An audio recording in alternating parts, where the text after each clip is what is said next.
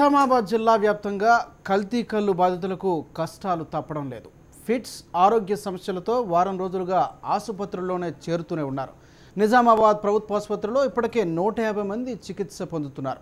వీరికి మెరుగైన చికిత్స అందిస్తున్నారు వైద్యులు. దీనిపై మరింత సమాచారాన్ని మా ప్రతినిధి భూపతి అందిస్తారు. Over to you Bhupathi. ఉక్కిరిబిక్కిరి చేస్తుంది. ఇప్పటికే జిల్లా ప్రజలపై తీవ్ర ప్రభావం చూపుతున్న కల్తీ కల్లు నిజామాబాద్ జిల్లా ప్రజల ఆరోగ్యాలను దెబ్బతీసే విధంగా చేస్తుంది. ముఖ్యంగా నిజామాబాద్ జిల్లాలో 3 ఇప్పటికే కల్తీ కల్లు లభించకపోవడం వల్ల చనిపోయిన పరిస్థితి నెలకొంది. అయితే జిల్లా వ్యాప్తంగా చూసినట్లయితే ఇదే పరిస్థితి నెలకొంది.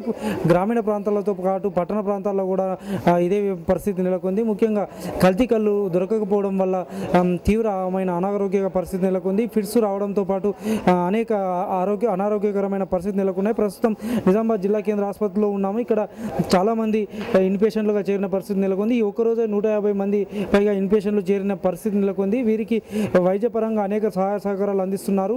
వీరి కోసం నిజామాబాద్ జిల్లా అధికార యంత్రాంగంతో పాటు వైద్య శాఖ ఆధ్వర్యంలో ప్రత్యేకమైన ఏర్పాట్లు చేస్తున్నారు. వీరికి ఫిట్స్ రావడంతో పాటు అనేక అనారోగ్యకరమైన సమస్యలు తలెత్తుతున్న పరిస్థితి నెలకొంది. ఇక్కడ చాలామంది ఆసుపత్రిలో చేరుతున్నారు. ముఖ్యంగా గత వారం రోజులుగా ఇదే పరిస్థితి నెలకొంది. గత వారం రోజుల్లో చూసుకున్నట్లయితే నిజామాబాద్ జిల్లాలో కామారెడ్డి, బోధన్, ఆర్మూర్, బాన్స్వాడ పట్టణాలతో పాటు నిజామాబాద్ నగరంలోని వివిధ ప్రాంతాలలో ఈ కల్తీ కల్లు లభించకపోవడం వల్ల తీవ్ర అస్వస్థతకు గురయ్యారు. ఇప్పటికే 2000 మందికి పైగా అస్వస్థతకు గురైనట్టు తెలుస్తుంది. వీరిలో 3 మరణించగా మరికొంతమంది తీవ్ర అస్వస్థతకు గురై అనారోగ్య పాలైన ఆసుపత్రి పాలవుతున్న పరిస్థితి నెలకొంది.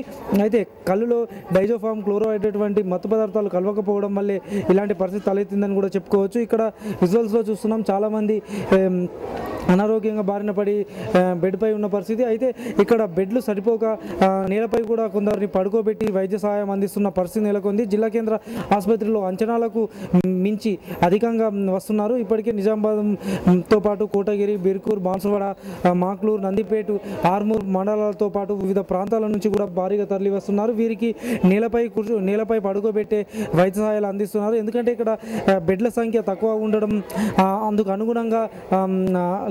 అనుగుణంగా సంఖ్య పెరగడంతో ఈ పరిస్థితి నెలకొందని చెప్తున్నారు.